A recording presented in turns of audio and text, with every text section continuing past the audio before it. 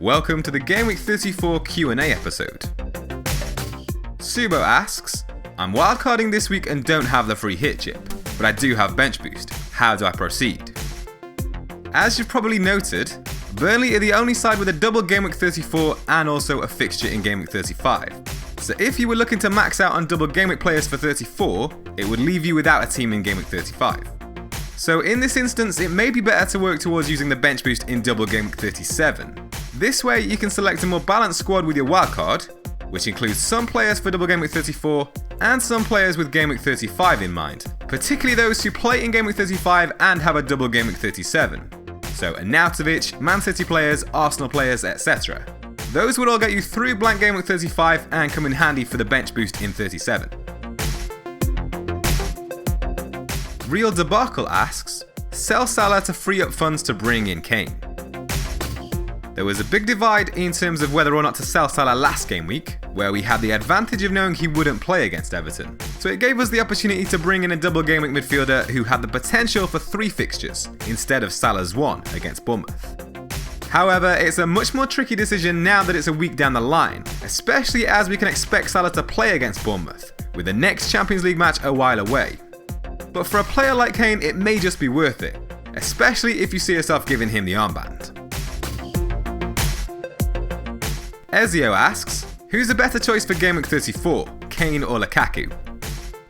This must be the most asked question this week, and it's a really tough one. On the one hand, you've got the man chasing the golden boot for a 3rd consecutive season, and on the other hand, you've got one of the best strikers in the Premier League ahead of 2 kind fixtures against West Brom and Bournemouth. There's logic to back either option, so there isn't a right or wrong answer here really. If you're looking to bring one of them in with the rest of the season in mind, it almost certainly has to be Kane, with his incredible run from Gameweek 36, where he really will be pushing for the golden boot. But if it's for Gameweek 34 only, I do think it's an option to gamble on Lukaku instead. The fixtures are kinder, we've got less concerns over his fitness, and Mourinho tends to play him for 90 minutes every game. Man United have scored 10 goals during their last 4 league matches, which is on par with Arsenal. Only Spurs have scored more, with 11. Leon of London asks, triple captain Lukaku in Gameweek 34 or Kane in Gameweek 37? Again, there's no right or wrong answer here, but for those with the triple captainship remaining, I think Gameweek 37 looks the time to play it.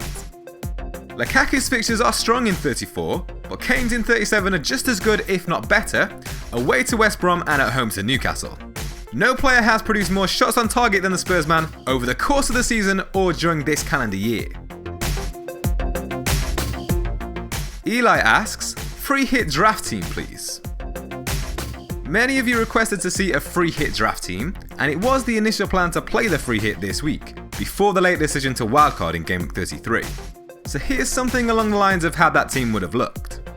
There would still of course be the Kane versus Lukaku dilemma, but I think on a free hit you can probably afford to fit in Alexis Sanchez, and perhaps that makes Kane the safer way to go up front. If Ben Mee continues to be sidelined with an injury, Kevin Long could be a great enabler at the back. And you can afford to go with the 3.9 million options on the bench too, to max out on the starting 11.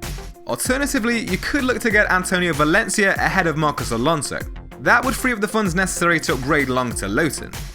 On current form, Christian Eriksen looks the way to go if you can afford him. And on a free hit, I think that's where you can gain the advantage over those of us using the bench boost, who've gone with the cheaper alternatives in Son or Ali. And the final question for this episode comes from Felix, who asks, is Sanchez a good option? He's expensive, but could be a great differential. He absolutely could be. I think going for both Lukaku and Sanchez would be a lot to invest in Man United's attack, given that Jose Mourinho hasn't filled us with confidence in his desire to push for goals in these kinds of games. However, if with the way your team is set up, it's easier to fit in Sanchez as a midfield option than Lukaku as a forward option, I think that's a nice gamble to take. He's been directly involved in 4 goals during the last 2 game weeks, which is more than any other player in that time, beating Ali and Eriksen, who've each provided 3 FPL involvements.